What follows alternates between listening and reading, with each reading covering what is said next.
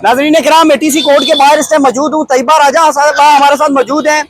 नदीम नानी वाले को इन्होंने फंसवाया है, सब लोग यही बात कर रहे हैं। इन्हीं से जानते हैं कि इन्होंने फंसवाया है या इनका नाम लगाया जरा। अस्सलाम वालेकुम मैम, कैसी हैं? वालेकुम अस्सलाम। मैम, नदीम नानी वाले को आप लोग खुद तो जेलों में जा रहे हैं, उस बेचारे को क्यों डाल दिया है? अच्छा, बड़ी मजेदार बात है कि सिर्फ एक क्लिप लगा है और उसके पास पुलिस पहुंच गई है। वो बेचारा मुझे मैसेज कर रहा है कि तैयबा इस तरह मेरे पास पुलिस आ गई भी है। और हम लोग उस वक्त जहाँ वो उसके पास पुलिस आई थी उसके बिल्कुल करीब थे हम चंद दोस्त, तो हम लोग वहीं से ग्लोरिया वो था फेज 6 की साइड, हम वहां चले गए फौरन ना। अब वो दूसरी साइड पे था, हम दूसरी साइड पे, तो हम बेचारे अंदर बैठे। हमने कहा अब क्या करें इसका।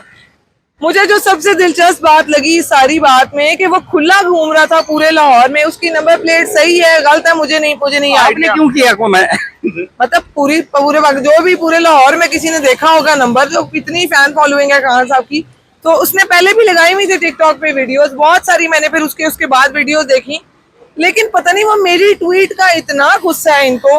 15 मिनट में इन्होंने उसको उठा लिया कि तुम जरा आओ ना, तुम्हारी तो गाड़ी का नंबर ये वो। और मुझे इतनी हंसी आई, उसने मुझे कहा तैयबा ये आपकी ट्वीट की वजह से हुआ। तो मैंने उसको कहा, मैंने कहा ये कब से तुम्हारी गाड़ी का नंबर? वो कहता है काफी टाइम हो गया। तो मैंने कहा जब टाइम काफी हो गया तो फिर इसका क्या मसला था कि मैंने की ट्वीट और 15-25 मिनट बाद आप उसके सर पे पहुंच गए? पहले नहीं आपको कानून याद आया? लेकिन जैसे ही कोई PTI वाला उस बात को हवा दे देता है, फिर इन नालायकों को याद आता है कि ओ हो ये काम भी करना था। मैम, नदीम नानी वाले के लिए कोई पैगाम? उसको भाई प्लीज, आपको पता है कि मैंने उसको कहा भी है डायरेक्ट, आपको पता है भाई साहब कि आपको ये आप खुले घूम रहे हैं, आपको कुछ नहीं कहा जाता, लेकिन PTI वालों की वजह से फिर आपको रगड़ा पड़ेगा। तो अब भाई तुमने घबराना नहीं है और मोहतात रहना है। मैडम, आप लाहौर में आई हैं, मरियम नवाज के रेडार पे हैं, आप पता है आपको, आप फिर भी लाहौर में घूम रही हैं। वो उन्हें मुझसे मोहब्बत ही बहुत है, मैं क्या करूं। मैं तो कह रही हूं उनको, वो जब उनके रडार पे होना है तो पंजाब इस वक्त उनको पंजाब पे मुसल्लत किया गया है।